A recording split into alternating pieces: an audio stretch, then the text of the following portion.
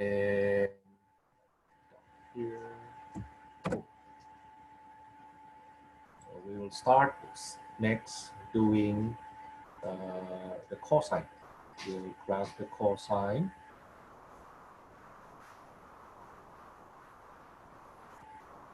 Y equals to cosine x.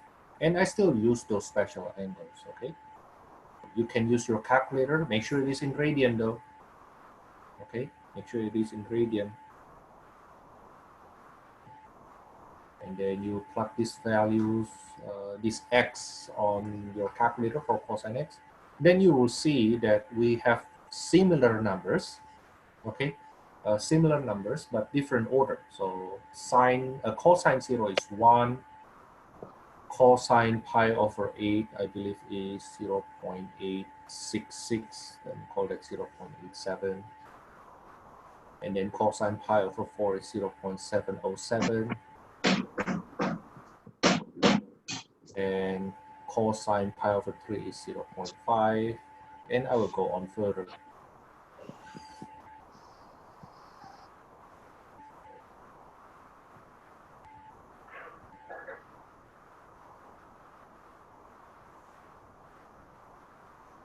I hope you see the period and later on how, especially if you memorize the graph, that will be great.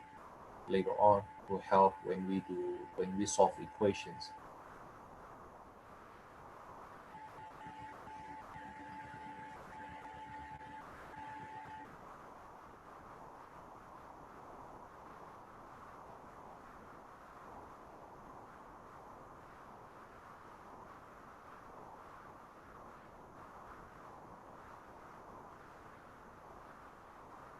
That's the table for y equals to cosine x on special angles. Now I will try to graph that.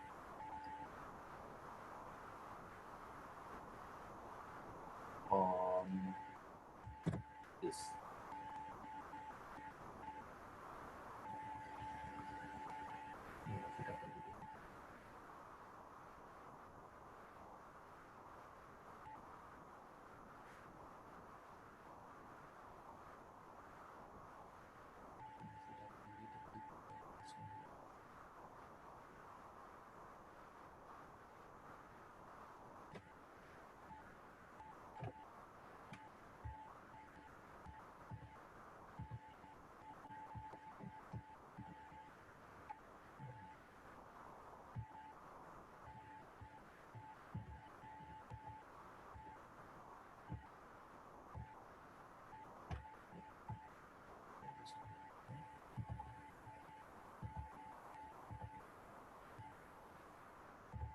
Anyway, I'll just go on graphing.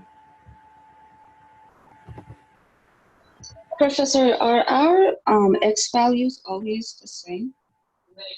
Our x values? Yeah, the 0, column 6. Yeah, those are the special angles. Okay, thank you. I still try to find out how to actually move these.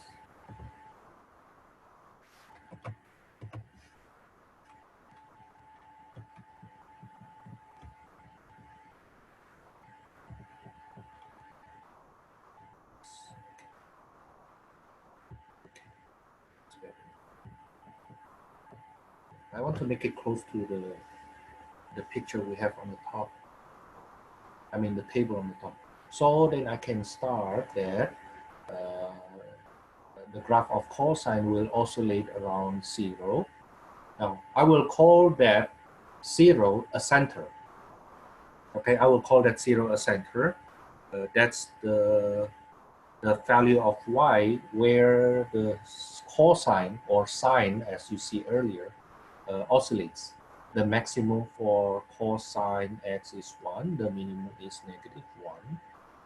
Okay, and if I fill up in the middle, that will be 0.2, 0.4, 0.6, 0.8.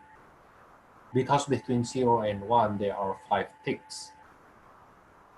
And therefore, each one tick there, each one grid will be 0.2. I do likewise for the the one below x, the one below y equals to 0.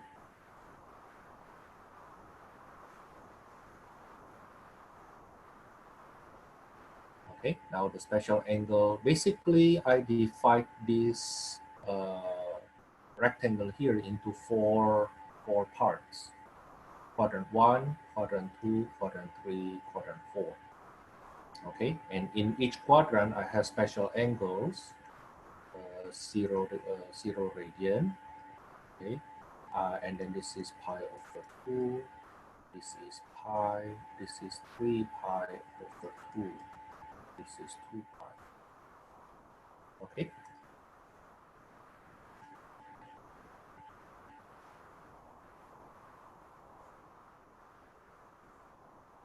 And then I fill more details. This is the 45 degrees, the 30 degrees, and then the 60 degrees. Now cosine cosine 0 is 1. Let me use blue, 1. And then cosine pi over 6 is 0.87. Cosine pi over 4 is 0.71. Cosine pi over 3 is 1/2. Cosine pi over 2 is 0. If I go on, let me graph this first. So we know that it will be this. Now you took trigonometry class already, so at least you know what the graph should look like. Okay. It's just like this time I put details into that. I put details into the graph. And then if I go on, this is 2 pi over 3, 3 pi over 4, and then 5 pi 6. Negative 0.5, negative 0.71, and then negative 0.87.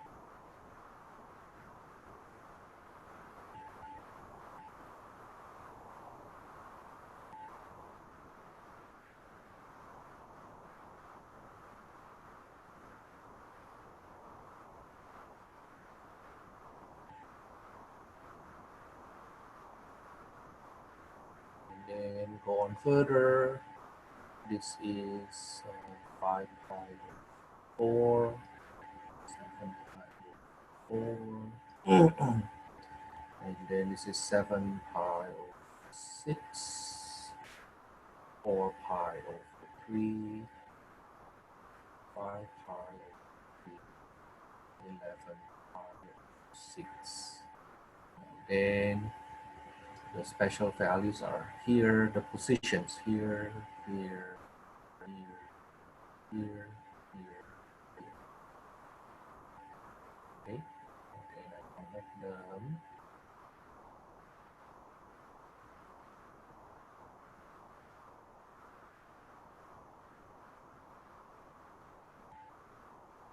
Approximately, that's what it looks like for cosine.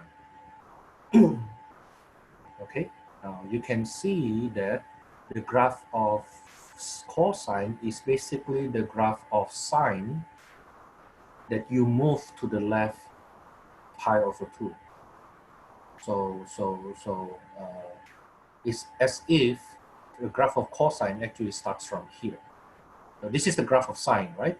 But if you want to get the graph of cosine, you move the graph of sine pi over 2 units to the left. So as if you start from here. That's the chunk, because this part here will go up there, right? Okay.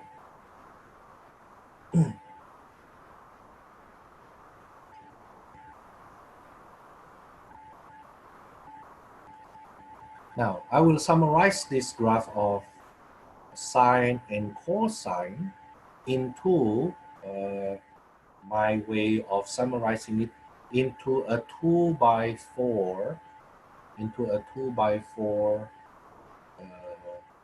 grid. Something looks like this.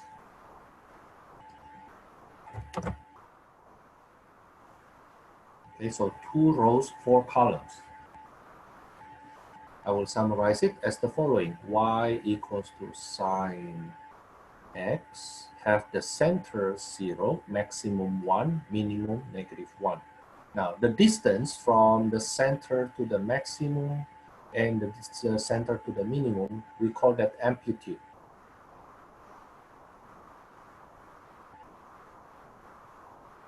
Okay, amplitude.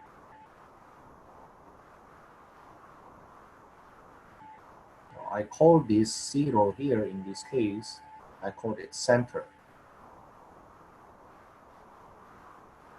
Okay, now you have two rows here because I want to show the upper part. This is the upper part.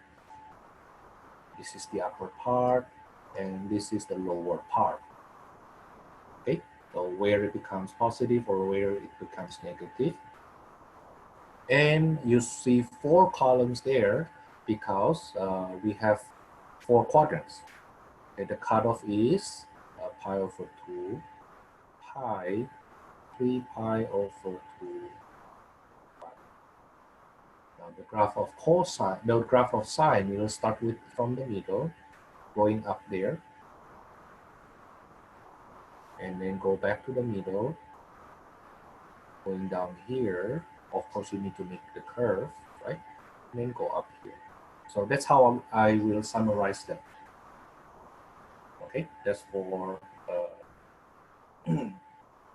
sine. How about cosine? Cosine will be, let me do it here, will be similarly y equals to cosine x.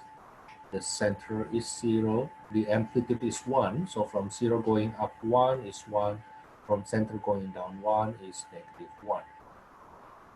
The starting point is 0, the period for cosine is 2 pi.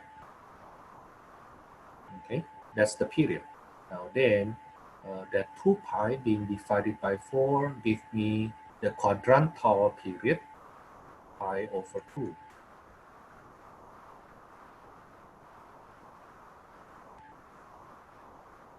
Now then, the graph of cosine x in this window will be from 1, go down to 0, go down to -1, go back to 0, go up to 1. But you should not draw it this way. You should not sketch it this way. No, no, no, no, no, no, definitely no. It doesn't look like a cosine graph. Okay, you have to make it curvy. Okay, you have to make it curvy.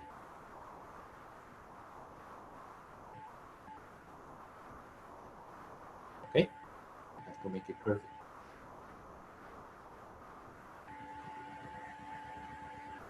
That's the graph of cosine x, sine x, and cosine x. Now, what's the reason I need you to know that? Because we want to first analyze the behavior or the property they have. Both of them has this. Both has center equals to 0. The amplitude is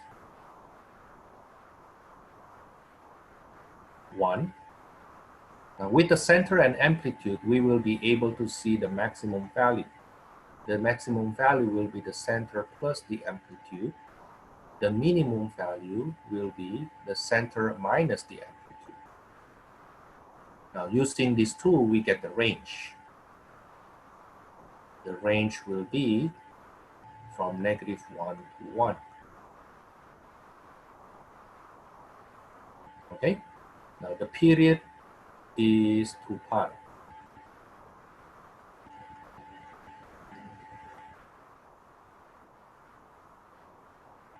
Okay? Now then, what happens if we apply transformation on the graph? Well, the graph of the sine graph and cosine graph actually goes indefinitely far. But in one period, this is what it looks like for cosine. For cosine, this is what it looks like. Okay? But if you go on further after 2 pi, you will repeat the cycle. You will repeat the cycle. If you go to the left, you will repeat the cycle. Okay? Now then, what we do, we just sketch the graph in that one window using 2 by 4 table, okay, the grid. Now then, suppose for example, we want to consider y equals to 3 plus 2 sine x. Notice that we learned from the past, this 3 here will be upshift, shift up 3 units, right? Now then this 2 here will be vertical stretch.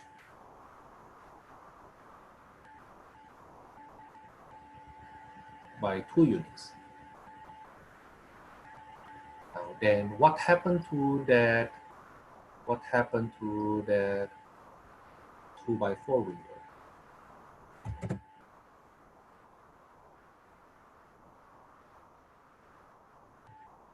Now originally the center was 0, right? But when you move it up 3 units, what happened? It becomes 3. Okay, the center, because you originally 0, because you move it up 3 units, becomes 3. The amplitude, because you stretch the graph vertically by factor of 2, now the amplitude is 2. Now using that 3 as a center and 2 as amplitude, then in the sketch of the graph, 3 is the center, you move up 2, you get the maximum 5. 3, move down 2, you get the minimum 1. So you see with center and amplitude, you see the maximum is 5, the minimum is 1, and that gives us the fact that therefore the range of this function will be negative 1 to 5. Okay. The phase shift, the period still 2 pi. We start from 0 to 2 pi. This is pi. This is pi over 2. This is 3 pi over 2. The graph will still mimic the graph of sine. So there's no change in the graph except the scaling change. Okay, but the graph of cosine, the graph of sine still look the same, right? The graph of sine still look the same. Yeah, only the center and the amplitude change in this case, in this situation. Okay. Now let me ask you to apply that to cosine. Let me ask you to apply that to cosine. Do it on your own. Okay. So let y equals to, let's say, negative 2 plus 3 cosine x. Now give me the center, amplitude,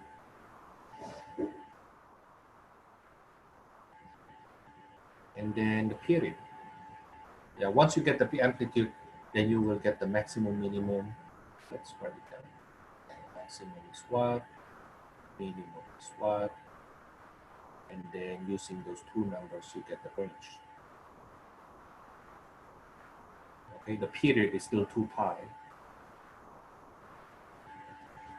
Okay, and then I would like you to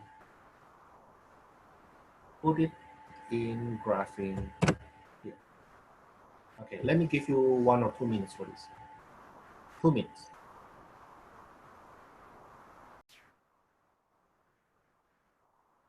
Okay, let's try. The center is,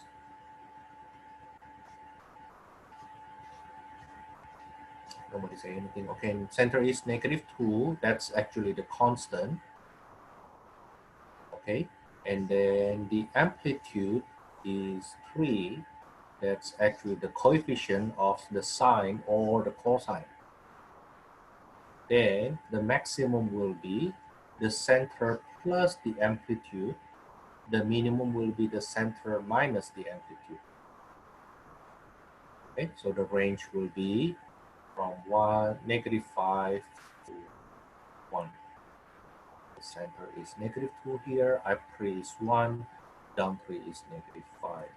The period is still 2 pi, and I will start from 0. This is 2 pi.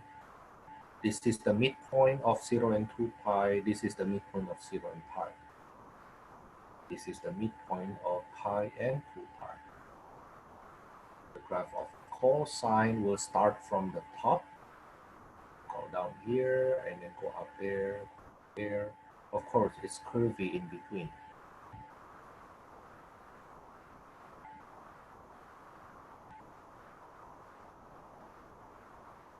Okay, that's what it looks like.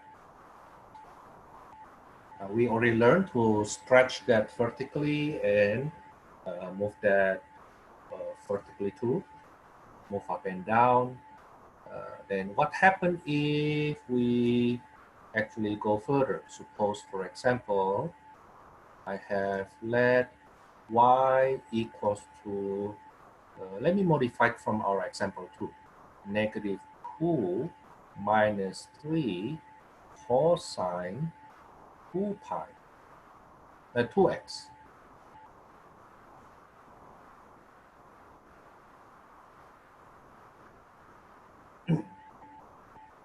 The center, as usual, is the constant. The center is the constant.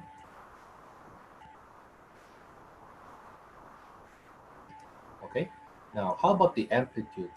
The amplitude is always the absolute value of the coefficient of the trig function, cosine or sine. So the absolute value, because amplitude is how far you move from the center to the maximum and from the center to the minimum. So the amplitude is 3, not -3. Okay, now using the center and amplitude, then the maximum is -2 plus 3, that's 1. The minimum is -2 minus 3, that's -5. So this -5 here coming from the center minus the amplitude. The maximum is from the center plus the amplitude. Now the period, however, originally 2 pi, but because we run the video, we run the movie twice faster, then we will finish the movie twice faster too. Okay, original 2 pi divided by 2, so we will finish the cycle in pi instead of 2 pi.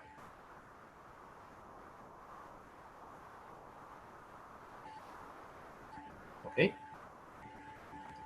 now what happens if I sketch the graph?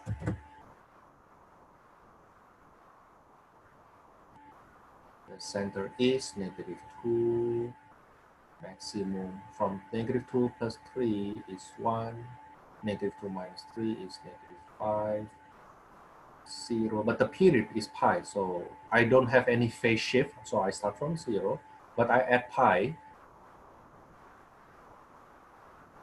Okay, so this is 0 plus the period.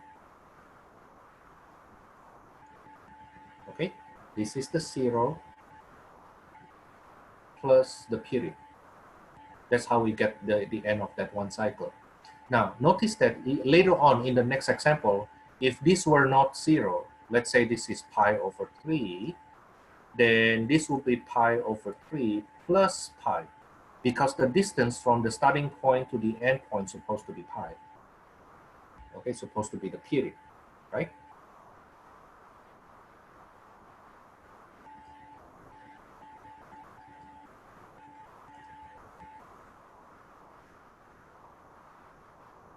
Now,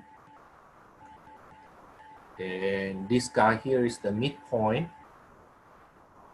of 0 and pi, and this guy here is the midpoint between 0 and pi over 2.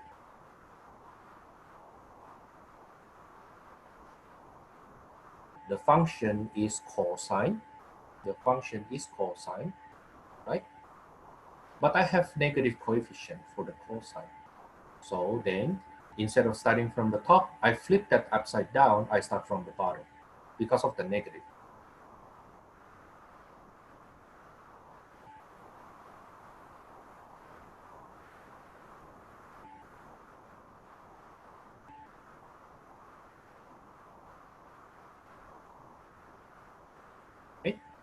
That's the graph of y equals to -2 minus 3 cosine 2x. So the 2 is for the center, the -3, the absolute of -3 gives us the amplitude. The yellow 2 there will help us getting the period. The period of sine and cosine is always 2 pi. When we play the movie, we play the graph twice faster, then it will finish twice faster. Instead of 2 pi, it becomes only pi. Okay, so it will finish the cycle in pi units instead of 2 pi units we had earlier. Now, I would like you to try sketching this. Example 4. Let y equals to negative, maybe plus, maybe 4 minus 3 sine 3 pi. Okay, as usual, get the center, the amplitude, and therefore the range, and get the period.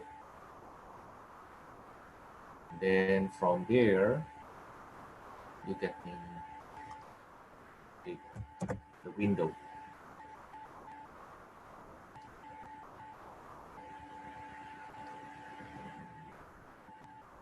Okay, I give you 2 minutes.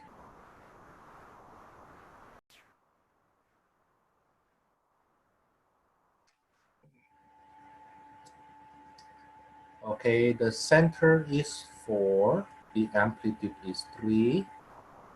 That 3 comes from this absolute of -3. This one here. Okay, and therefore the range will be, the minimum will be 4 minus 3, which is 1. The maximum 4 plus 3, which is 7. The period is 2 pi over this 3. Okay. Now then, I look at the graph. This will be, the center is 4, up 3 is 7, from 4 down 3 is 1. There's no phase shift, but the period is 2 pi over 3.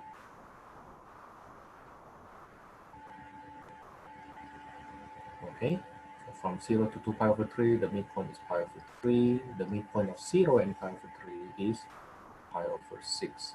Actually, I wonder if you know the, some students say, Thomas, how can you do it so fast?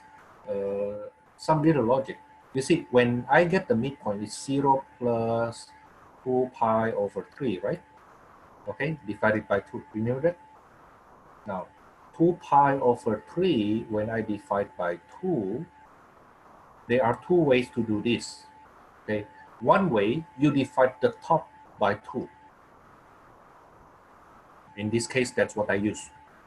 Okay, another way is you divide the you multiply the denominator by 2. Okay, that's what I use here. Okay, 0 plus pi over 3 divided by 2. That's pi over 3 divided by 2, right? Now that's equals to pi over 6. Why? Because pi over 3 divided by 2 is pi over 3 multiplied by 1/2. Okay, so after you add them, after you add those two numbers, okay, when you divide by 2, you have 2 options. Either you divide the numerator by 2, or you multiply the denominator by 2. Okay? Now, let's try this one here. Let's try this one here. That pi over 3 plus 3 pi over 3. I mean 2 pi over 3. When I add them, I get 3 pi over 3. That's pi. Now divide by 2. Boom, done.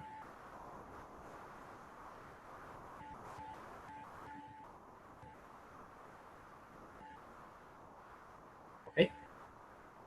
Now then, we'll graph this graph of sine. Oh, no, it's not sine, it's negative sine. So I still start from the middle, but I need to flip that though. Okay, instead of going up, I will go down. So this is the graph of negative sine thingy.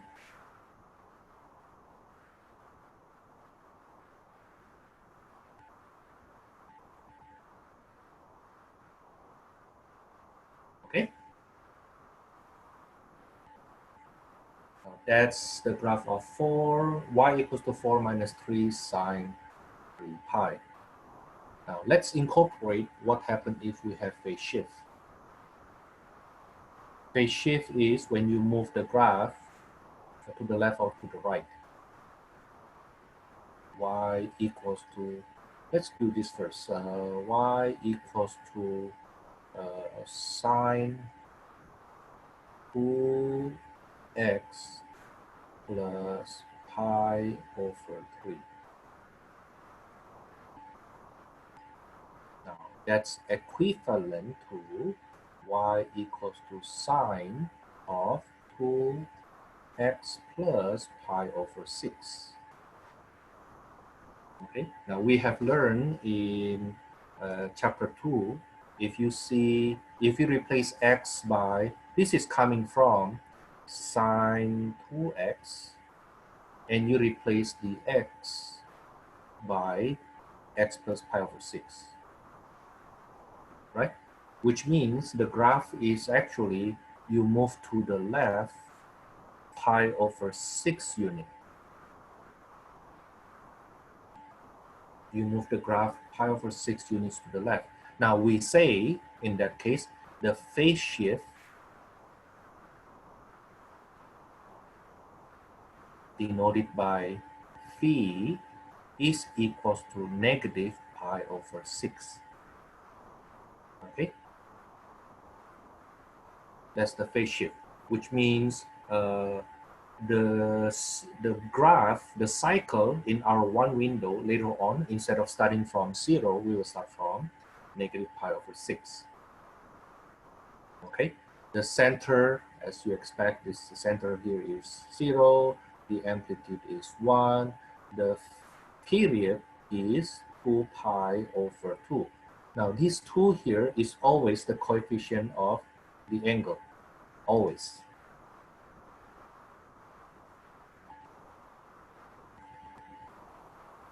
Okay, now for the phase shift, I strongly suggest you to factor the angle out first, such that you can see this better. Okay, you move to negative pi over 6. You move pi over 6 units to the left. Now let's put that into the graph. Let me put it here. Oops.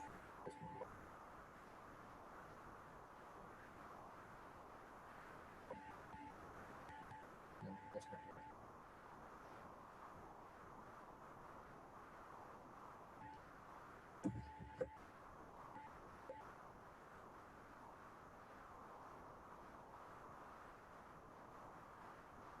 Okay, so the center is 0, amplitude is 1. The phase shift is now negative pi over 6. So my cycle is still the cycle of sine. So the graph still look like this. The graph still look like this.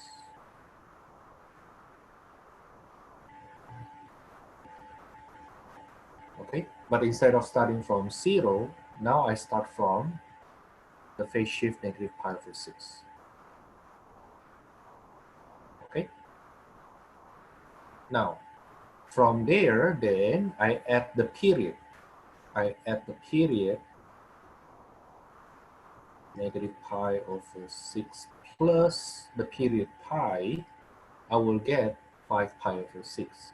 So this one cycle will end at 5 pi over 6. It starts from negative pi over 6, ends at 5 pi over 6. Okay, now do the midpoint. Let's do the midpoint here. This is, I need to add these two guys, negative pi over 6 plus 5 pi over 6. When I add them, I get 4 pi over 6. Now then divide by 2. What do you get? 2 pi over 6, which is pi over 3.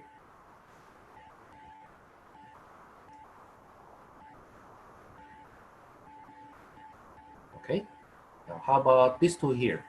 What is the midpoint? Pi over 3 plus 5 pi over 6. Multiply the top and the bottom by 2. When I add, I get 7 pi over 6. Dividing by 2, I cannot divide the 7 by 2, it gives me ugly number. Then I multiply the denominator by 2.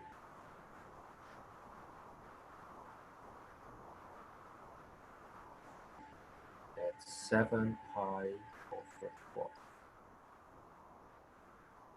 So on and so forth, then you will see this is pi over 4. Okay, because negative pi over 6 plus 2 pi over 6 divided by 2. On the top, I get pi over 6. Okay, pi over 6 divided by 2, that's pi over 12.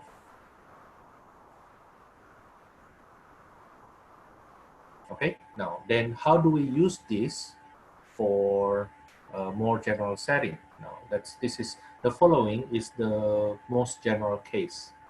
I don't even know what example is this. Example 6. Let y equals to negative 3 minus 4 cosine 2x minus pi over 2.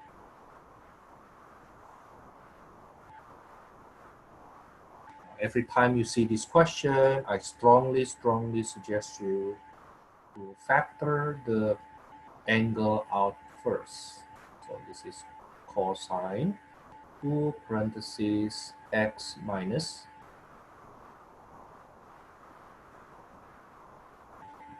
pi over 4, right?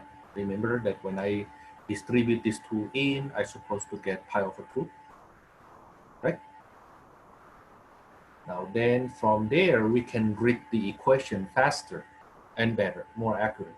First, the center is negative 3, right? The center is negative 3. The amplitude is 4. That's basically absolute of negative 4.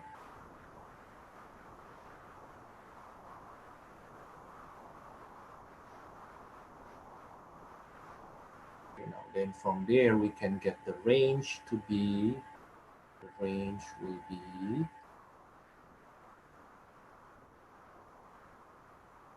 negative 3 plus 4 is 1, negative 3 minus 4 is negative 7. Now the period will be 2 pi over the coefficient of the angle, that's 2 pi over 2, that's pi. And the phase shift will be positive pi over 4.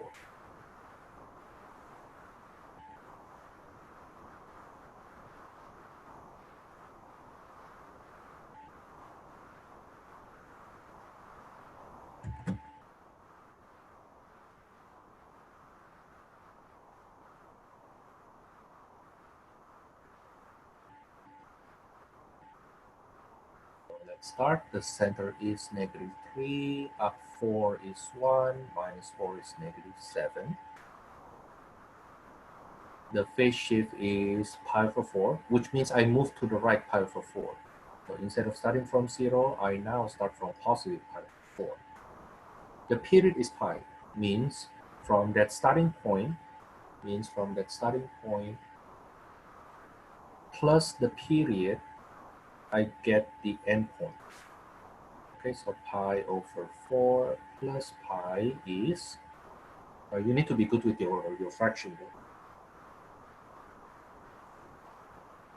That will be 5 pi over 4. Okay, now then you do the midpoint thingy. Okay, you can also do it this way. Another way, instead of doing midpoint thingy, you can do the following. Something called quadrantal period.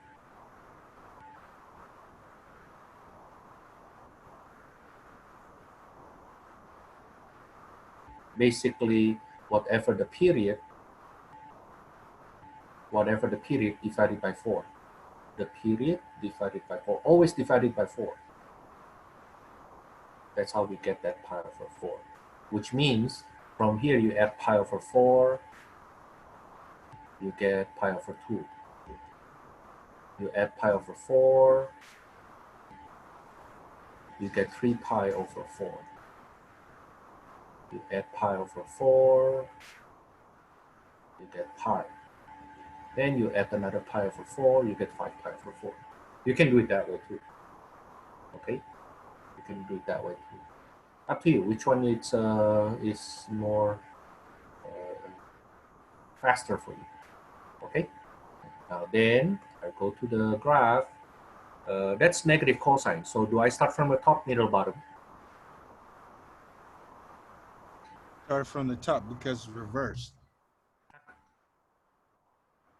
Cosine starts from the top, so negative cosine starts from the Bottom. bottom. Okay? And then go up here, and then here, and then here, and then here.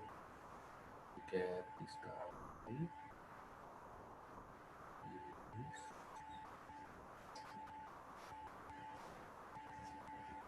Like that. Okay? Now let me give you 2 or 3 minutes to do the following.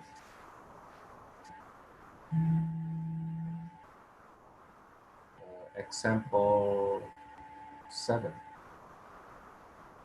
Let y equals to let y equals to 1 minus 2 sine pi x plus pi over 3. Like usual, find the center, the amplitude, and therefore the range, the period, and then the phase shift. Now, after you're done, summarize that in a picture.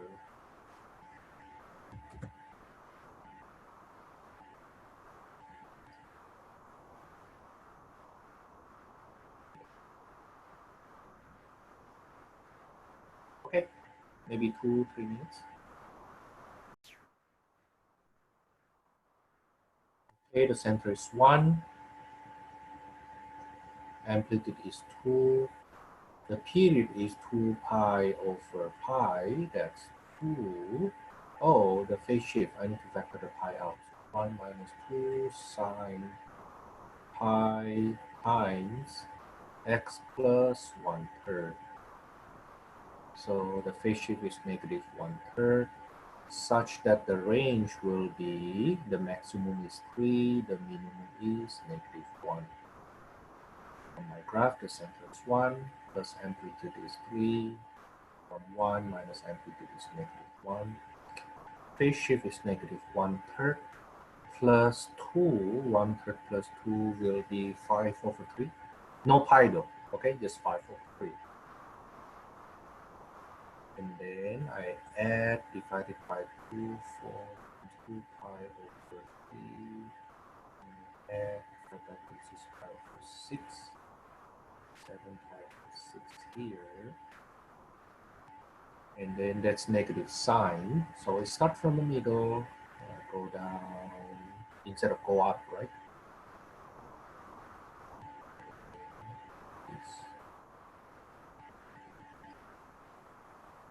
Okay, that's the one cycle. What do you have pi in your x-axis?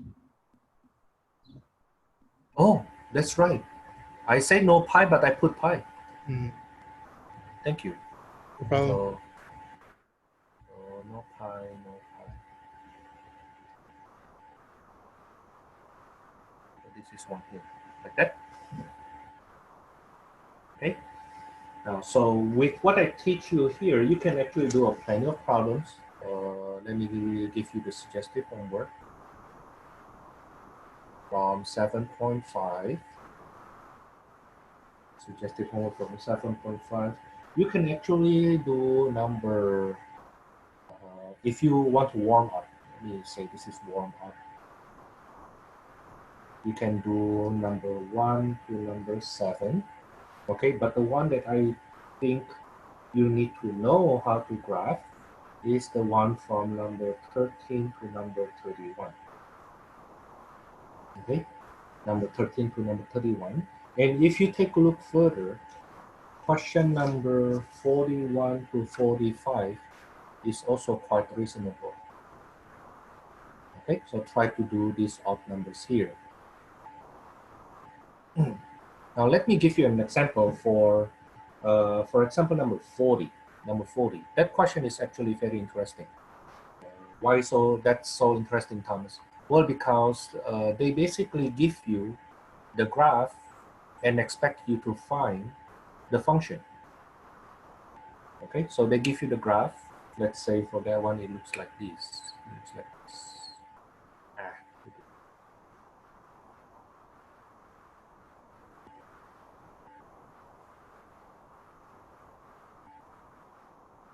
And then the coordinate here is 3 pi over 2. Okay, now imagine that window. Imagine the window I give you. Imagine the window I give you.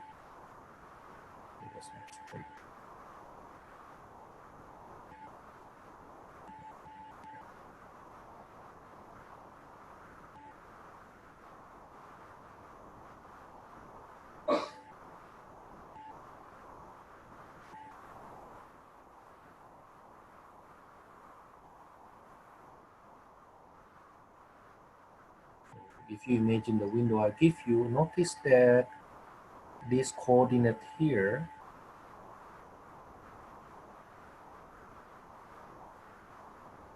is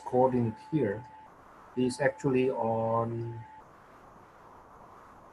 the third quadrant, between the third and the fourth, right? While the starting point is x equals to 0. That's the starting point. You see? So if this is 3 pi comma negative 2, if this is 3 pi comma negative 2, then the quadrantal will be, this is a pi, this is pi, this is pi. Is it right?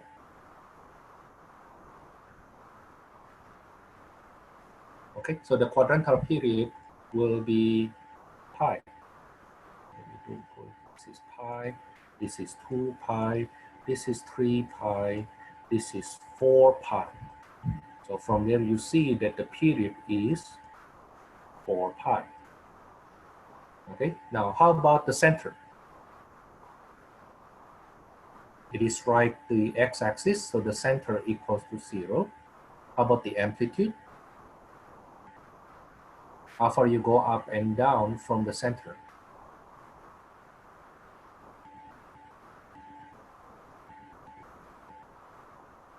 This helps. This is negative 2 here, so the maximum must be 2. Now then, this function is the cosine or sine function?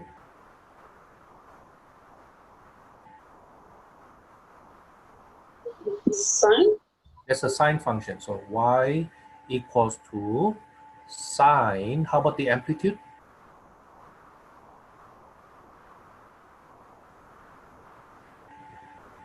The amplitude is 2, so I put it right in front of the sine. Okay. How about the coefficient of the angle? Well, how to make this 4 pi? It must be 2 pi divided by something. What is that thing? 2? Oh, wait. 1/2. Okay. So the coefficient of the angle must be 1/2 x. Professor, you wrote number 42. That's actually number 40. Oh, number 40. Thank you. Yeah, that's number 40. Okay. And then the phase shift, there's no phase shift.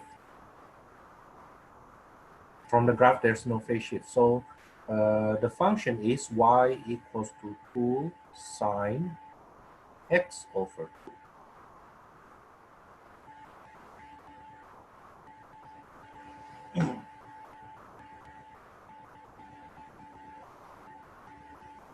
Okay, for me, this is fun because then if you know how to graph from the function, you know how to graph, then you should be able to go backward, right? From the graph, go to the function.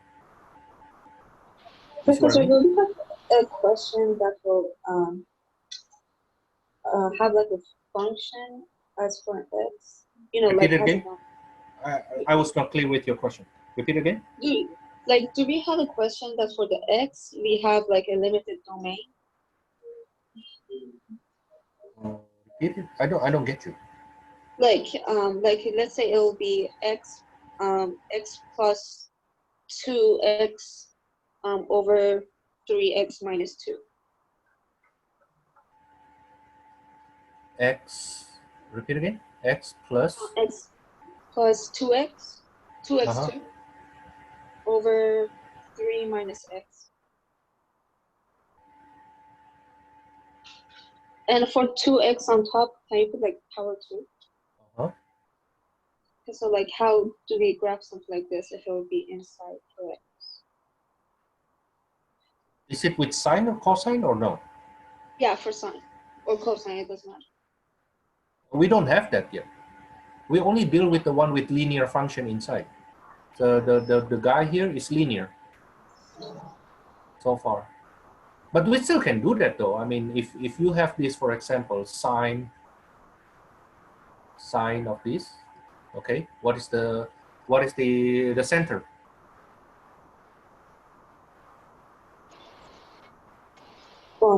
Zero, 1, 0. Which one?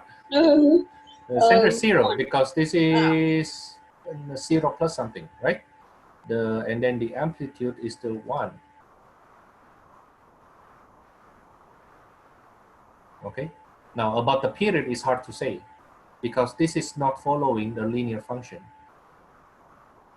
So the graph may not be repeating. Okay, this is not linear function, so I cannot do that. Okay, but at least I know the center and the amplitude. Okay.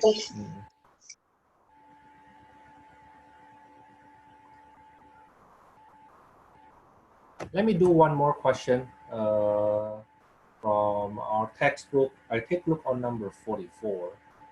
Number 44, we have something looks like this.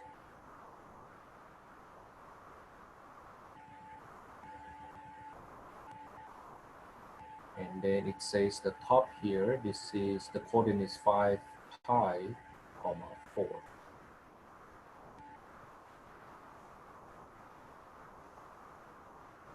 The center, as you can see, the center is 0 because this is the maximum. The minimum is, the center is 0 because it's symmetric with respect to the x-axis, right?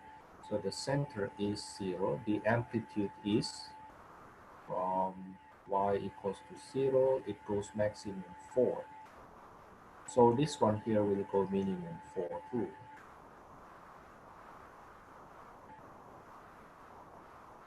Now we know cosine, or in this case is actually negative cosine. The period is 2 pi, and that's the mid. This is 5 pi. This is 0. So what will this be? What will that be?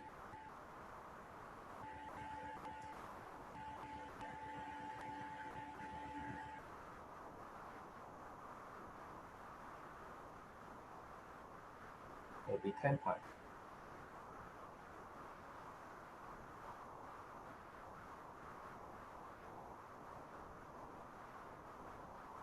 Okay, so if the period is 10 pi, that will be 2 pi divided by what?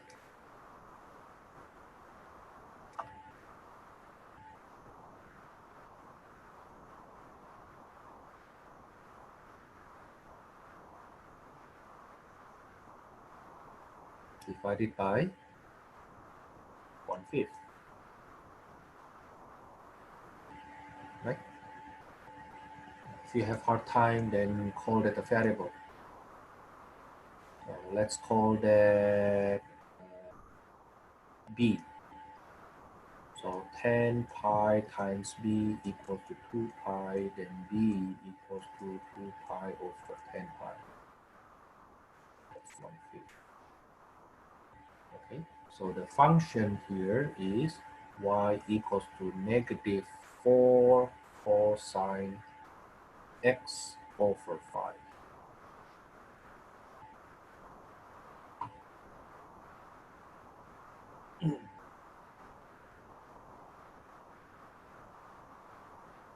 Okay. This is your suggested homework for 7.4, 7.5. Let me highlight that. Okay. Of the rest of this chapter 7, this section is the most important one. 7.5 is the most important one. And later on, when we go to the secant, cosecant, and then tangent, cotangent, I'm sorry, secant, cosecant, tangent, cotangent, in 7.6, 7.7, it relies heavily on your knowledge on this 7.5. Okay, let me do the easy part first. So 7.7. Yeah, I'm about to give you a break, but let me do the easy part first. In this 7.7, we will learn the topics will be supposedly the graph of y equals to tangent x and y equals to cotangent x. But independently, we can do the graph of secant x and cosecant x. Okay, the graph of secant x and cosecant x. Now, let me show you the graph, and hopefully we can learn faster by looking at what the graph looks like first. I want to first show you, let's say, the graph of sine x. This is the graph of sine x. Like what I said before, it goes indefinitely far, right? Okay, but the period is 2 pi. So it makes one cycle from 0 here. It makes one cycle 2 pi.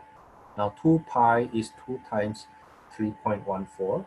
So 2 times 3.14 is 6.28 something. So that's why it stops here. That's for the one window. Okay. Now I want you to see next what happened if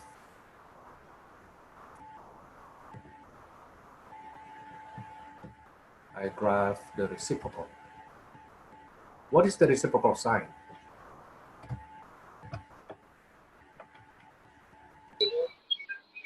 Secant, SECX.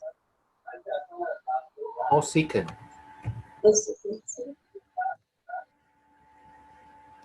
Yeah, the cosecant is the reciprocal of sine. Now let me catch this graph, copy this graph, and then put it at our notes here.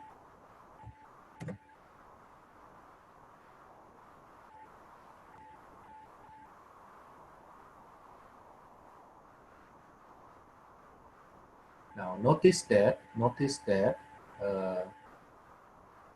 this is our sine graph. This is our sine graph here.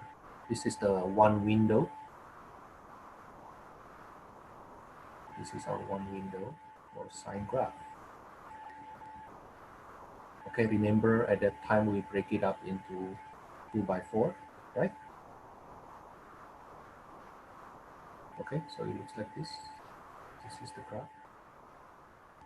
Okay, now that's the one window. Now I want you to realize the behavior of the graph of cosecant. Now notice that cosecant is the reciprocal.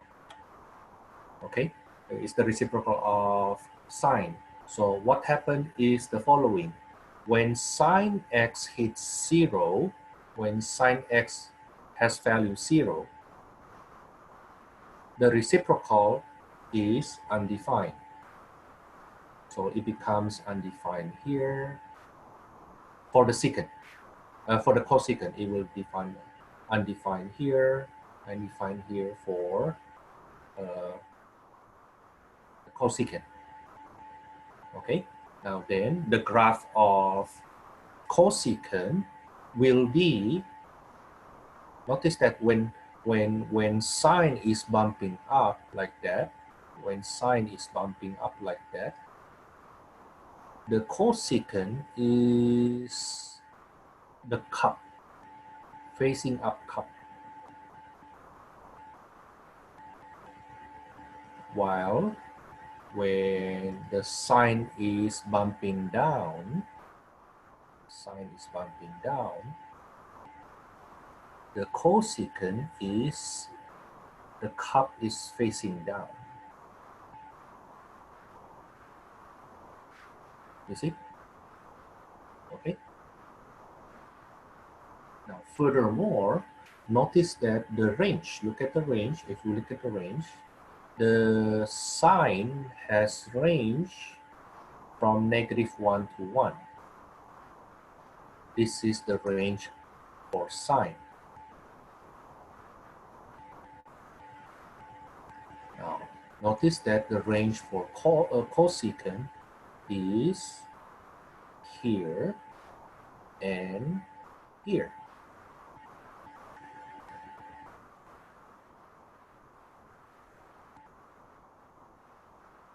Okay. Now, how do we use this? How do we use these informations? Let me write this down.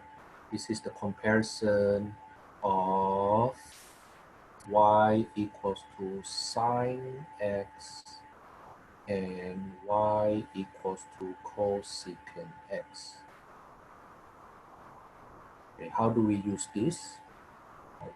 So we see that the domain of the cosecant x is all real numbers except when sine x equals to 0, because it will become undefined. Now, when will sine x equals to 0? Sine x equals to 0 is when x equals to 0 or pi, 2 pi, 3 pi, or negative pi, negative 2 pi. Okay? Basically, x is 0 when, the sine x is 0 when x is constant integer multiple of pi. So if I update my domain of cosecant x, it will be all real numbers except pi k.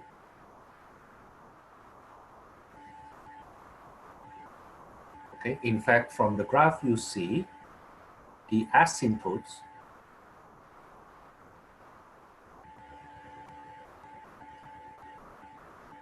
are x equals to pi k.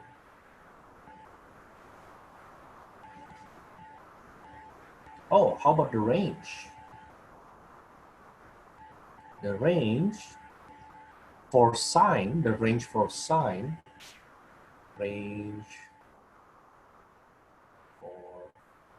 sine x is -1 to 1. Then how do we use that to find the range for cosecant x? The range for cosecant x will be anything but that, anything but this. Okay, so -infinity up to -1, but we include -1 though. Union 1 to infinity. Look at the graph again.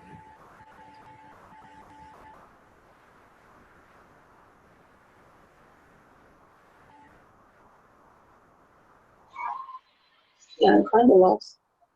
Huh? Repeat again.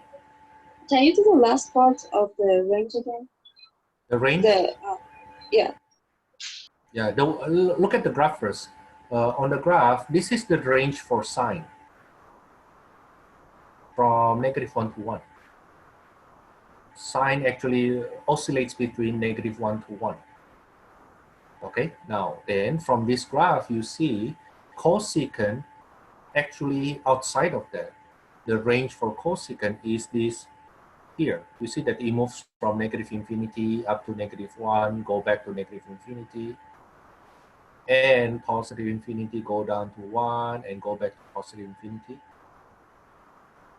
That's the range for cosecant. Yeah, okay. Okay, so basically everything outside of the range of sine, if you want to say so, except of course the endpoints. Now then, how do I use that further informations? For example, I want to say, for example, let y equals to -2 minus 3 cosecant 2x plus pi over 6, or pi over 3. How do I graph this? Let me factor the 2 out first.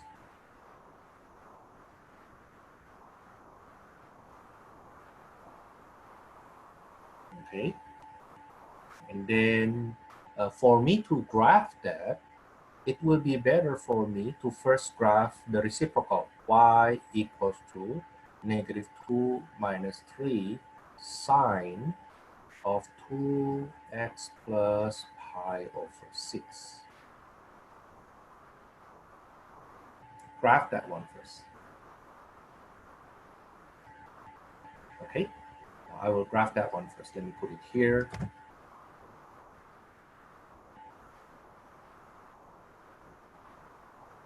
Put it here. Now, what I will do, I will graph the red one first. Okay, the center is -2, amplitude is 3. The phase shift is -pi over 6 plus the period is pi. So the center is -2, the amplitude is 3, the period is 2 pi over 2, that's pi, and then the phase shift is -pi over 6.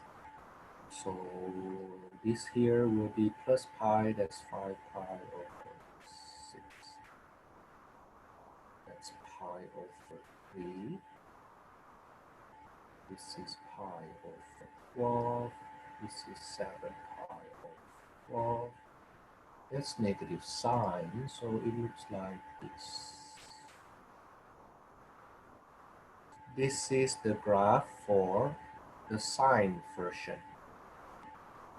Okay, that's the graph for the sine version. Then what will the graph of the cosecant version? What's the graph for the cosecant version? Then I do the asymptote. The asymptote happens when it touches the center. That's where the asymptote happens. Okay, now how about the actual graph? The actual graph will be, it is bumped down, right? So it will be upside down cup. This is the cup here. This is the cup.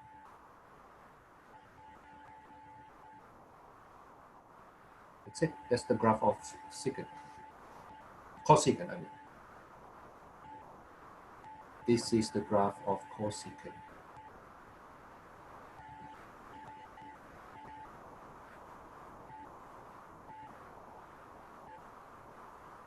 This is the graph of cosecant.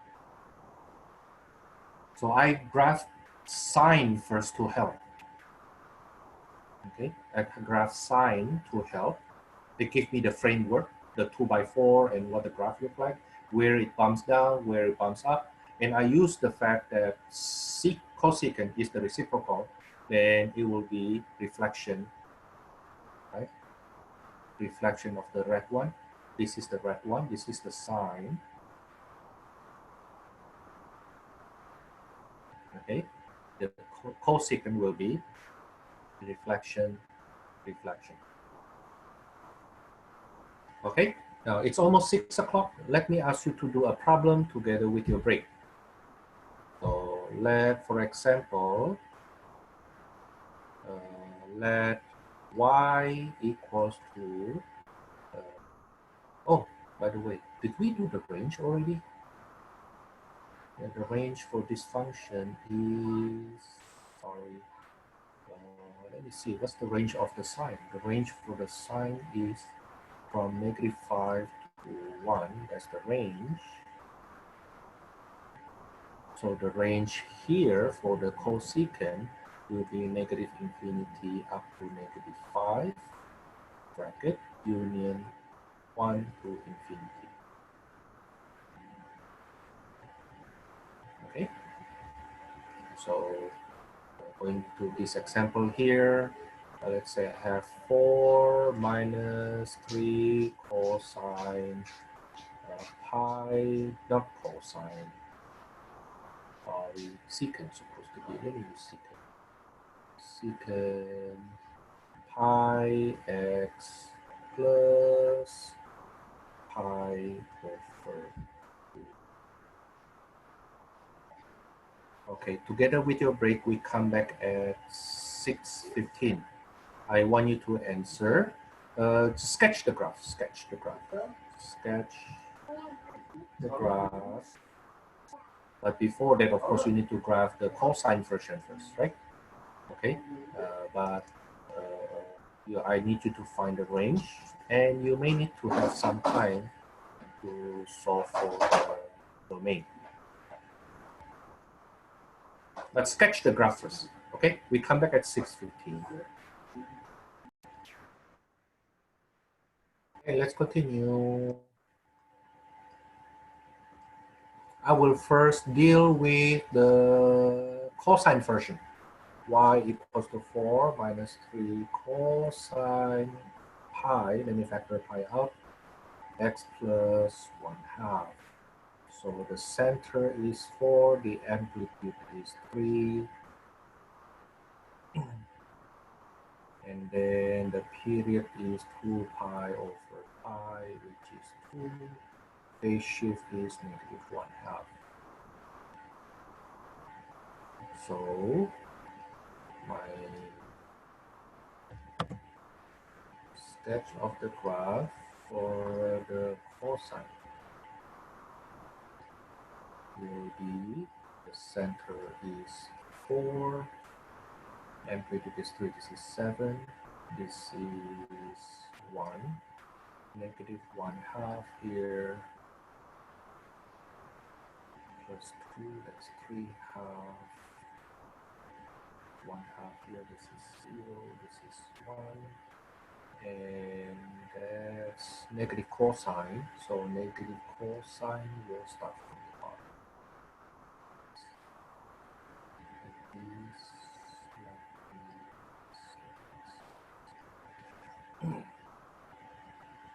So what will the graph of the secant version? Let's do the asymptote first. Okay, that's the asymptotes. And then the graph for the secant will be this.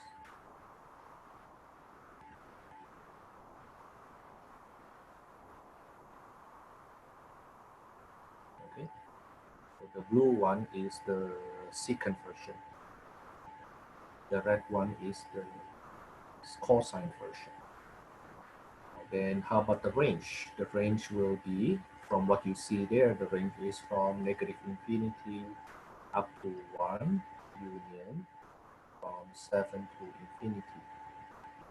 Okay, which actually, if you see the range of the cosine version, the range is from 1 to 7. Okay, such that the range for the secant version will be anything but. Okay, everything outside of the range in the cosine version. Now, the harder one is what's the domain. the domain. All real numbers.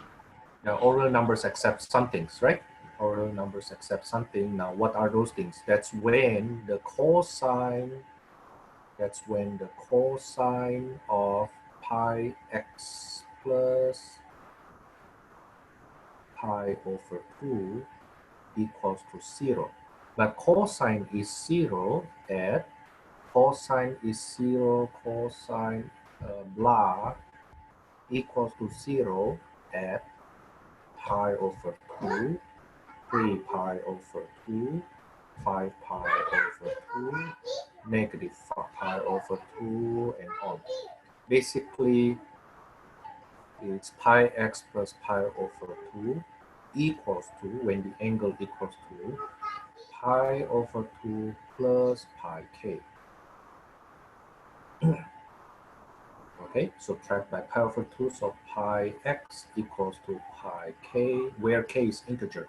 So x is any integer.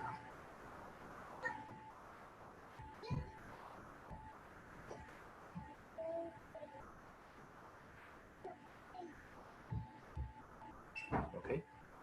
So in other words, if we go back here, the x here cannot be an integer. Because once it is an integer, in this case, then it becomes undefined. The y value becomes undefined. Okay, now that's for sine, for secant and cosecant. That's for secant and cosecant. How about for tangent? How about for tangent? Now let me go to this one. The graph of tangent. The graph of tangent x. This is the graph of tangent x. Let me screenshot that.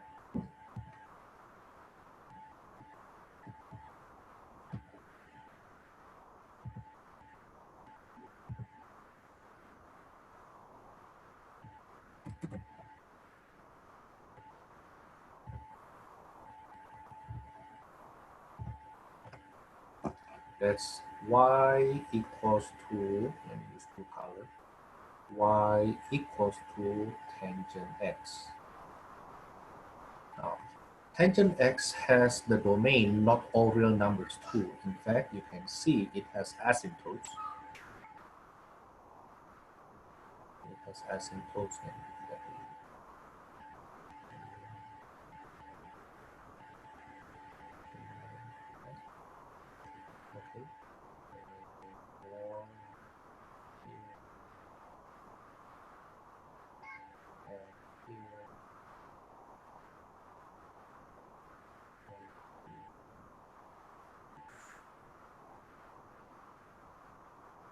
Those are the asymptotes, the vertical asymptotes. And if you wonder what are the equation of the asymptotes, then we need to look back to this tangent. Y equals to tangent x, that's sine x over cosine x. So the domain will be all real numbers except when cosine x equals to 0.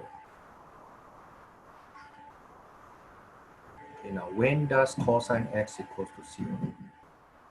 That's when x equals to pi over 2 plus integer multiple of pi.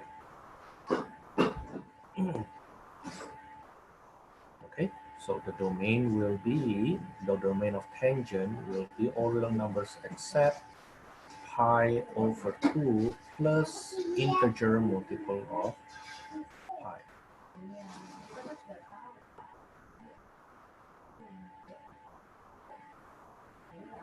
Okay, so so you see pi over 2 is what? Pi over 2 is approximately 3.14 divided by 2, that's 1.57 approximately, right? Now notice this one here, this is x equals to pi over 2. Okay, notice that when x equals to pi over 2, then the function is undefined. You see that? Okay. Now that also tells us the equation of the asymptotes. The vertical asymptotes will be x equals to pi over 2 plus integer multiple of pi. For example, this guy here is pi over 2. This guy here is 5 pi over 2. This is negative pi over 2, negative 3 pi over negative 5 pi over 2. Okay, now you can also see that the period is pi. How do we see that? The period is the distance here.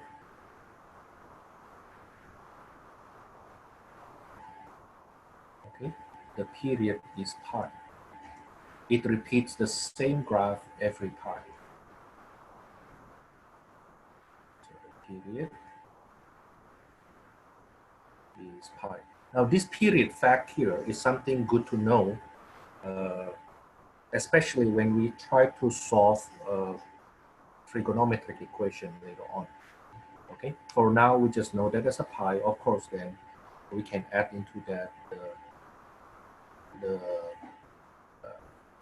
up, down, stretch, vertical string, but nothing much can be seen from there. Okay, now how about the graph of cotangent? Oh, what is the range of tangent x? All real numbers. All real numbers, that's right. The range of tangent x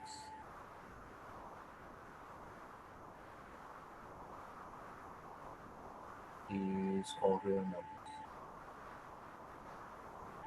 Okay. Now, actually, in this section 7.7 here,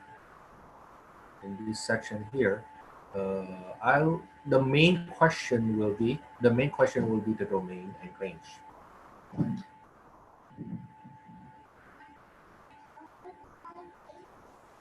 The domain and range of tangent, cotangent, secant, cosecant.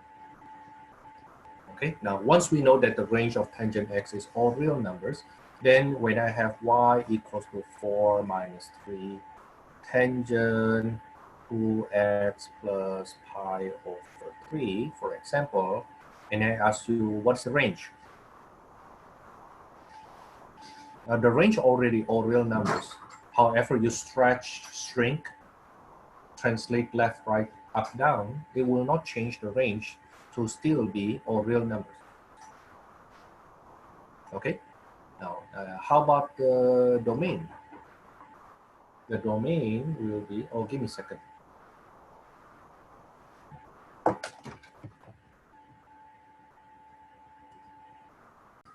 Sorry. Now the domain will be, we know it is all real numbers except some value. What value? We need to avoid cosine 2x plus pi over 3 to be 0. Right? Okay, now cosine is 0 at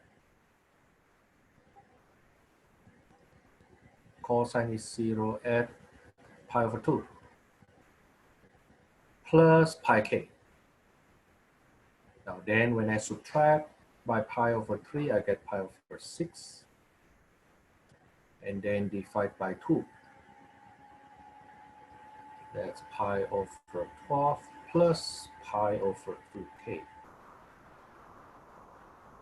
So the domain will be all real numbers except pi over 12 plus integer multiple of pi over 2. Okay. Now, because the range is all real numbers, the issue of the amplitude, well, in this tangent, there's no amplitude. The range is all real numbers. right? And of course, then the issue of the center becomes not really relevant too. Okay. Now the same thing with cotangent. The same thing for cotangent. Let me write it here. For cotangent. A second. I need to snip that.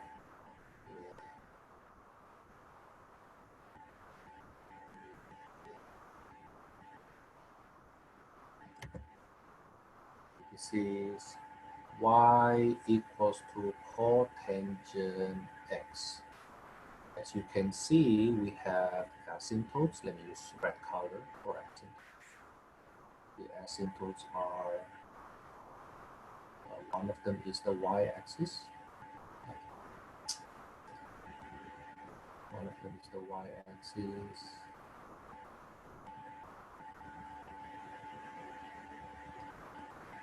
And then more we have here.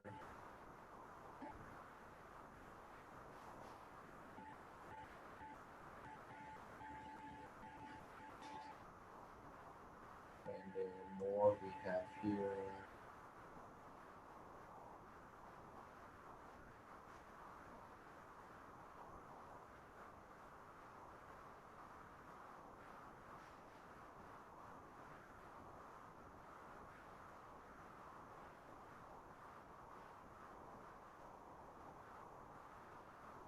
Okay, as you can see that the range of cotangent is the same to the range of tangent. The range is all real number.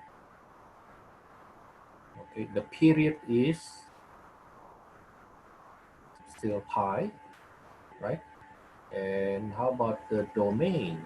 The domain is all real number except, then the reason I teach you the argument here, okay, tangent is sine over cosine, and then the domain will be all real number except when the cosine is 0, is because then you don't need to memorize too much. Just try to see the logic behind it.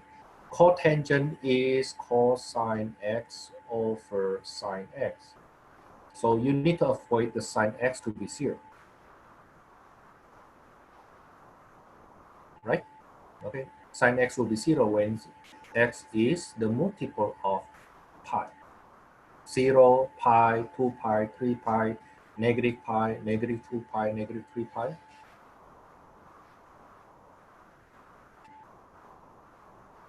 Okay. Now then at the same time, once you actually solve this, you also get for free the equation of the asymptotes. The asymptotes are x equals to every multiple of pi. For example, x equals to 0, x equals to pi, 2 pi, negative pi, negative 2 pi. Okay, so going back to that question here, the main questions that I want to ask you in your test is the domain and range of tangent, cotangent, secant, cosecant. Okay. If I ever ask you to sketch this, the graph of cosecant, the graph of cosecant, or the graph of secant, consider that bonus question. Okay. Yeah, but what I really want is the domain and range, and of course, implicitly, the asymptotes. Okay, implicitly asymptotes, because once you know the domain, okay, those value of x that you avoid will be your asymptotes, right? Okay, that's for this section. Let me close it up with the suggested homework. But in this suggested homework, only answer the domain. You don't need to graph it. Just answer the domain, the range, and asymptote. Okay, just find the domain, from the domain, you will find the vertical asymptotes and the range from this 7.7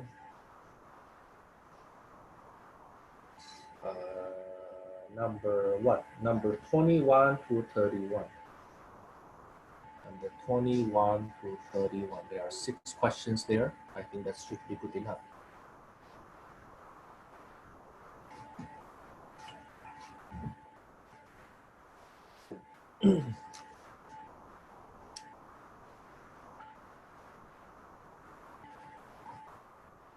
Professor, quick question.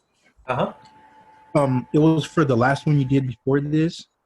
When you subtracted pi, yeah, right there, a little bit up. Oh, the one before this. Yes, yes. Uh-huh. When you subtracted the pi over 3, you could have also. Hello, hello. I lost you. I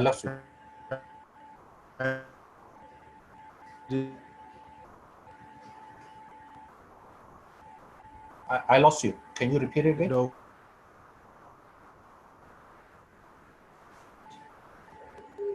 Oh man, okay.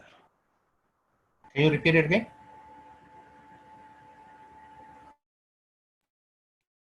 Sorry about the. I was saying that.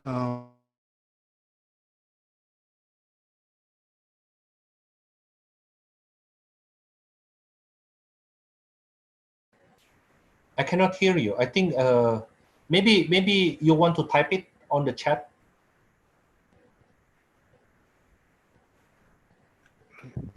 I just gotta move a little bit. Oh, it's clear right now. Yeah, go ahead. Okay. I was saying that when you subtracted pi over 3 from the 2k plus, did you have? No, I don't subtract from 2. I don't subtract from here. I just subtract from here. Why can't you subtract from the other one? You can, but then you don't even have the k. I don't even have the k. What do you mean you don't have the k? Well, there are a lot of values here, so I don't want to touch that. Yeah. Okay, I see. Okay, so I just subtract by here from here. It's easier. Not only easier. You see that this is a fixed value. Subtracted by fixed value, you get a fixed value. If you subtract by this, which is not fixed, then there will be not fixed either. Okay. Right? Okay. Yeah. So yeah, that's why I subtract by pi over 3 from the pi over 2. That's how I get that pi over 6. Okay. Okay. Going back to this, yeah, just find the domain, vertical asymptote, and the range. Now that's for this 7.7. I will go on to 8.1.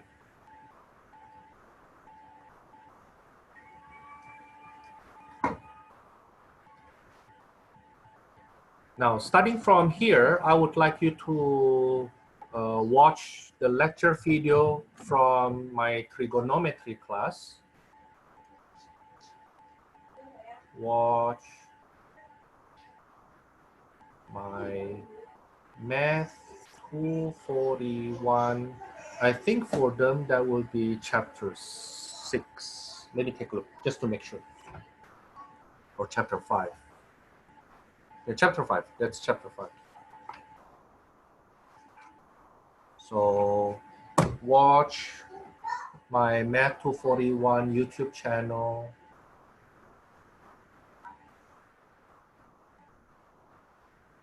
Section 5.2 to 5.5. Okay. Now, here's the thing. I will not spend my time in doing proofing here. Okay. I will not spend my time in doing proofing here, and I will tell you which formulas you need to memorize. I know that our current setup right now, you basically have open book. You basically have open book test. In fact, I found one of you have open book, during your test. Not supposed to though. I mean, I know you may do it, but don't give me evidence that you do open book. Okay, so remember that when you take the picture of your test, right, of your completed test. Now somebody actually took a picture and then the book actually shows up here, open book. You know, nah, come on, man, be smarter. Okay, no, not supposed to be open book. I know that you may open your book, therefore you may say, do we have to memorize this, Thomas? I will still say yes, because there are some basic formulas you have to memorize. Okay, now the best way to memorize those basic formulas is actually going through those proofs, which supposed to be done in your trigonometry class. Okay, now let me go over the formulas you need to memorize. In this 8.1, we will be dealing with I'm sorry, not add, sum and difference formula. Sum and difference of angles formula.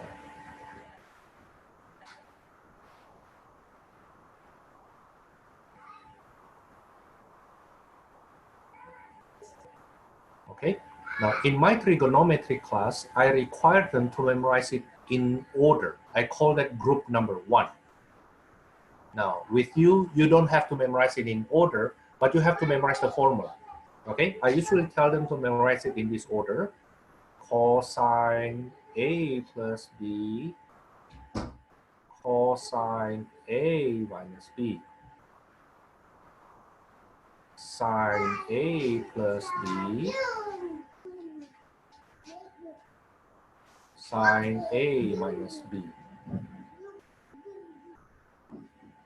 tangent A plus B,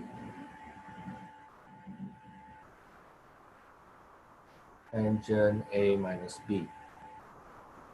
I told them to memorize in this order, but you don't have to, as long as you memorize all these formulas. But Thomas, we have open book anyway, so what's the point of memorizing it? Your instinct. If you don't even memorize it, don't expect to have any instinct on these formulas. Okay, I need you to memorize this formula because I need you to have instinct on how to use them. Okay, if you don't memorize it, it's hard to go backward at least. For example, cosine A plus B is cosine A cosine B minus sine A sine B. Cosine difference is cosine A cosine B plus sine A sine B. And then sine A plus B is sine A cosine B plus cosine A sine B. Sine difference is sine A cosine B minus cosine A sine B. Tangent A plus B is tangent A tangent plus tangent B over 1 minus tangent A tangent B.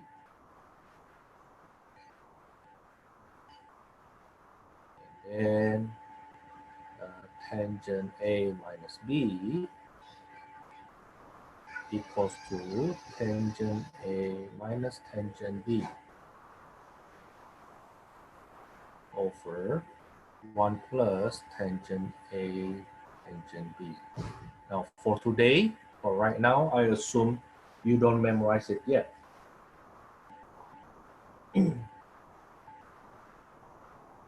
I assume you don't memorize it yet, but then on Monday, I assume you memorize it already. Okay, now what is the purpose I need you to memorize? Some purposes. The first one is, for example, if I say compute the exact value.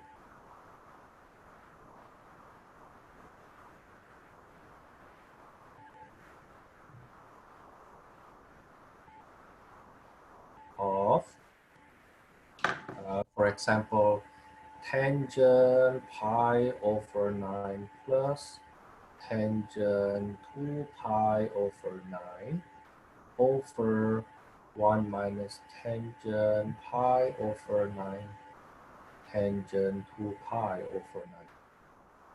Now, pi over 9 and 2 pi over 9 are not special angles.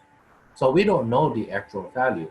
However, we see that from group 1, number 5, that's the reason I told my trigonometry class to memorize it in that order. Now, of course, for you, you don't need to stay that anymore. I assume you memorize. Okay, this is equals to tangent pi over 9 plus 2 pi over 9, which is tangent 3 pi over 9 or pi over 3. That's square root of 3.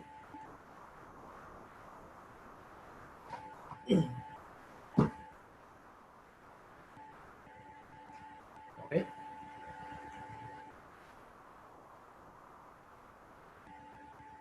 I can also ask you to compute cosine of, let's say, 75 degrees. Find the exact value of cosine 75 degrees. And you say, oh, cosine 75 degrees is 45 degrees plus 30 degrees. And then I use formula 1, 1. Okay, if you don't memorize it, if you don't memorize the order, that's fine. You don't need to write this. You don't need to write this. Don't worry about that. Okay, you don't need to write that. But for my students at trigonometry, I told them that you need to show me that. Okay, now, I assume you don't memorize the numbering, but you memorize the formula. So then you say, oh, this is cosine 45 degrees, cosine 30 degrees, minus sine 45 degrees, sine 30 degrees. Now we know 75 degrees in quadrant 1, so the result's supposed to be positive.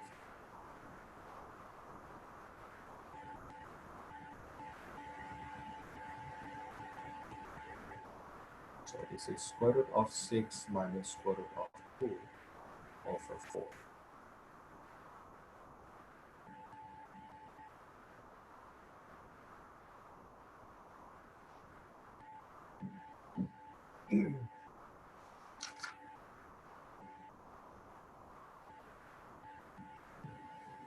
Okay, and the type of question I usually like to ask in my tests are this type.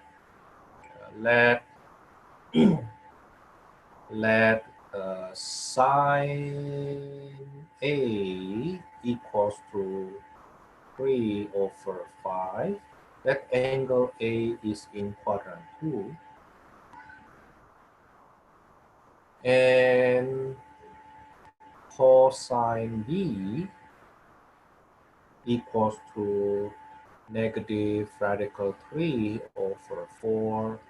B is in quadrant 3.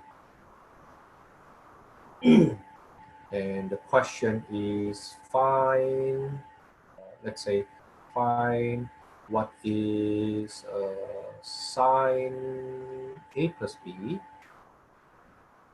and tangent A plus B.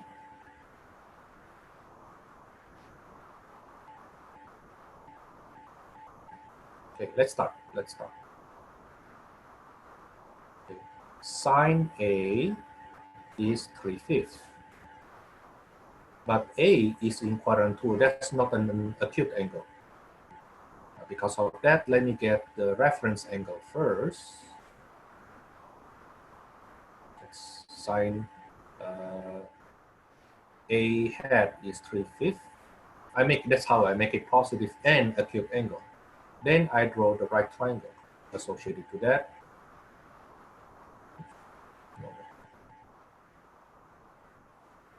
I draw the right angle associated to that. Okay, so this is angle A hat right now. This is angle A hat right now. Right angle here. Sine A hat is 3/5. So the adjacent is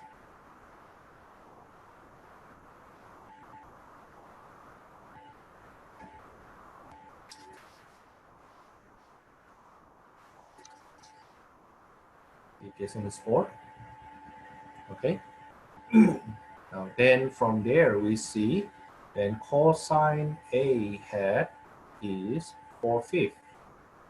Then from there you go back to quadrant 2. What is cosine A? Then cosine A must have the same number. Okay, must have the same number. It's 4/5 also. But how about the positive negative? Cosine in quadrant 2 is negative. Okay, that's why I make it into the right triangle first. Now tangent A hat is 3/4. Okay, so tangent A itself, that's negative 3/4 because tangent is negative in quadrant 2. Now do likewise with cosine B. Cosine B is negative radical 3/4. B is in quadrant 3. Now make it in quadrant 1 first by doing the reference angle. It's radical 3/4. And draw the triangle.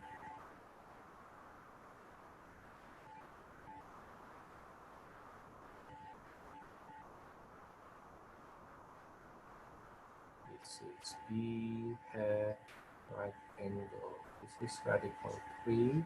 This is 4.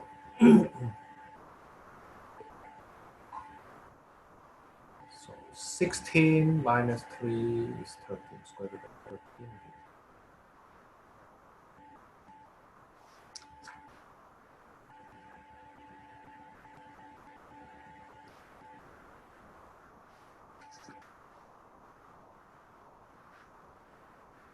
Okay, so sine B hat will be radical 13/4. Now don't forget the B is in quadrant 3. So what is the value of sine B?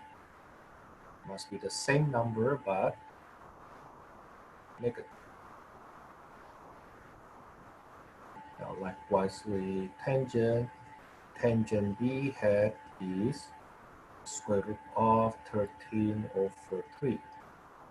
But B is in quadrant 3 where tangent is positive. So this stays square root of 13/square root of 3. Now on the test, do we need to make the hat? Repeat again? The hat. The hat. Well, you don't have to, but I use this. I use the hat as a reference angle to help me with this. Oh, okay. Yeah. So if we just go straight into The B. knowing what the, yeah. Go ahead. Just don't miss the plus minus sign. Okay. All right. And the number, right? Okay. Now with those, then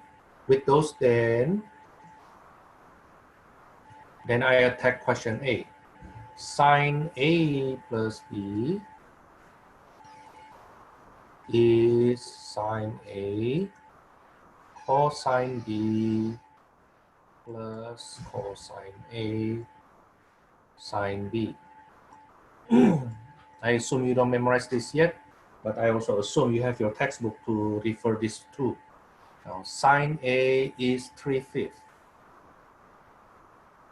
Cosine B is negative radical 3/4 plus cosine A is negative 4/5. Sine B is negative radical 13/4. So this will be negative 3 radical 3 plus 4 radical 13/. I'm sorry, my negative is supposed to be on top. My negative should be here. Okay, now that's my sine. Now can you tell the value here is positive or negative? Is this positive or negative?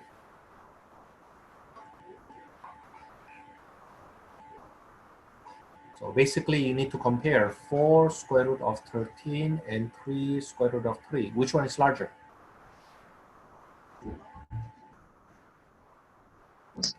3 radical 3. 3 radical 3, and the reason is? The 3 power by 1 over 3. Wait, 1 over 2. It's, but 3 to the power of 1 over 2 is bigger than 13 to the power? I don't think so. No, I don't know. Yeah, well, 4 is greater than 3. And radical 13 is greater than radical 3. Yeah. Right? So this must be greater. Right? 4 radical 3 must be greater. And therefore, because of that reason, then the value there should be positive. Okay? Now, how about part B? How about tangent A plus B?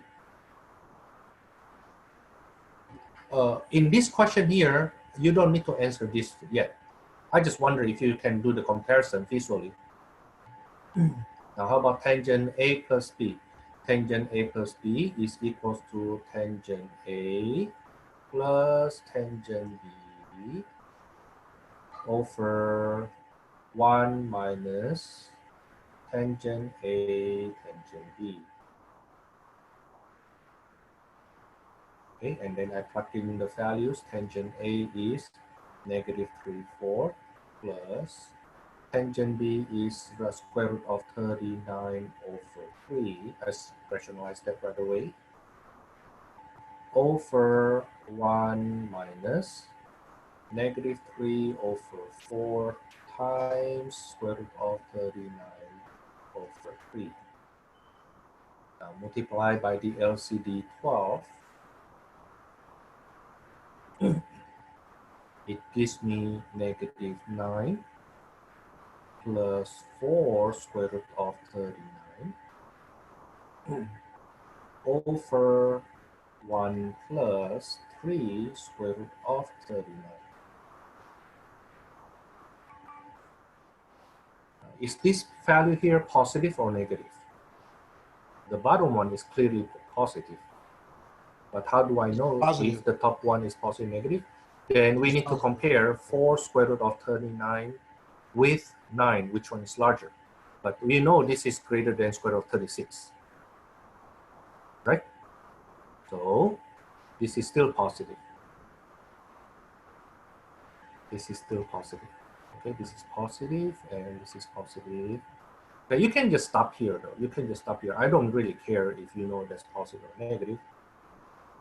Okay, but I have a follow-up question. That's why I want to ask you that. If it is positive or negative. Now then A plus B is in which quadrant?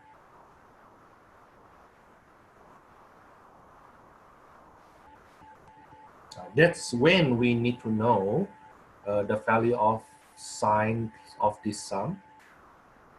Okay, that's positive. And the tangent also positive. Now, if the sine of that angle and the tangent of that angle are positive, then which quadrant that angle located? It must be in quadrant 1. Okay, because of this.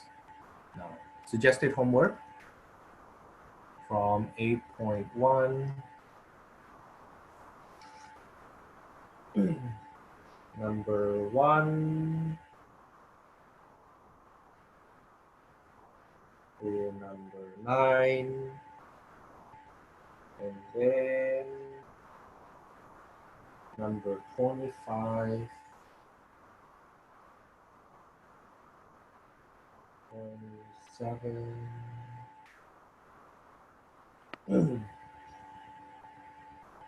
29. Oh, do they teach you double angle formula? I guess not. Yeah, not yet. But you can do it yourself. Try to derive it yourself. Number 29, number 31. These are the key questions that I would like you to have. And then proofing. Number third is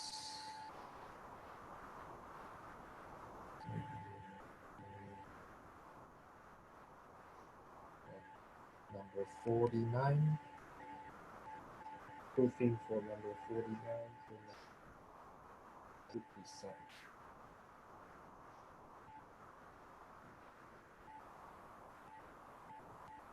Okay, now then on Monday when you come back, we will do the double angle formula, half angle formula, 8.2, and then 8.3, and then 8.4. So on Monday, we will do 8.2 to 8.4. Okay, maybe with 13.2. Let me see first, just to make sure.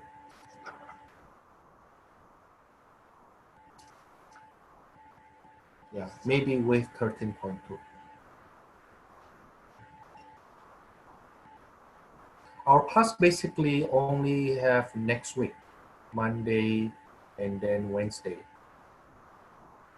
Okay, so on Wednesday I plan to do 8.5 and then 13.3 to 13.5.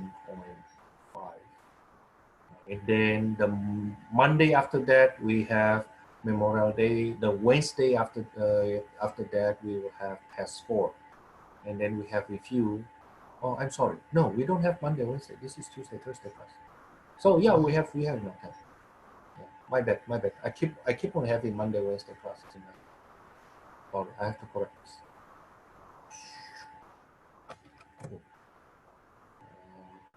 Let me correct myself. Today is the 12th plus 5, so on the 17th we will do 8.2 to 8.4, maybe with 13.2, and then 5/19 we will do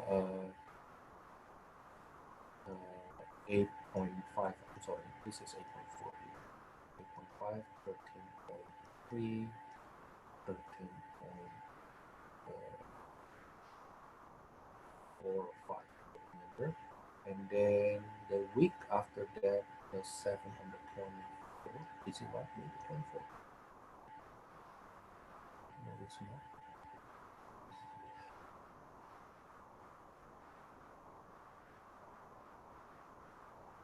What happened to me? Hold on. What happened to me? Why I keep on thinking this is Wednesday? My bad. So this will be on 14th. Down. What happened to me? So this is on 20.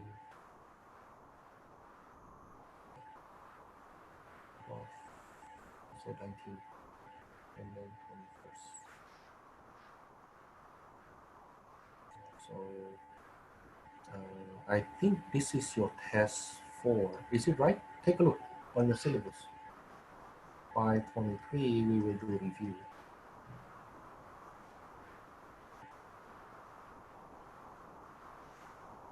Let me see my syllabus. Repeat again. Is that a 4 or 524? And then it says 520. Is that 521? 521. Yeah. Oh, okay. So that's the 21st. But let me make sure I have your dates correct.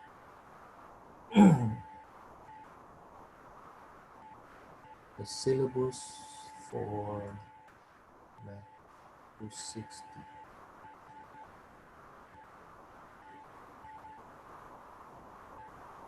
Yeah, you have test 4 on May 28th. Also, no, that's test 4 in May 28th. So May 28th is the test 4. So not yet. I can slow down actually. I don't need to go that fast. Oh, good news.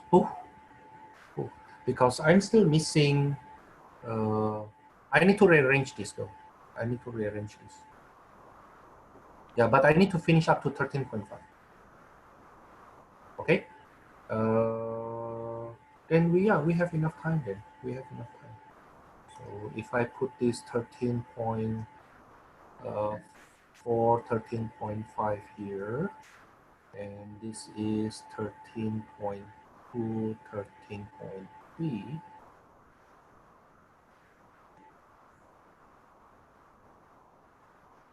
Then I have situation like this later on. Yeah, then I may be able to cover some polar coordinate system thing. But I don't want to rush. I don't want to rush. At least that's the minimum I need to finish. That's the minimum I need to finish. Okay, that's for today. See you then on Thursday.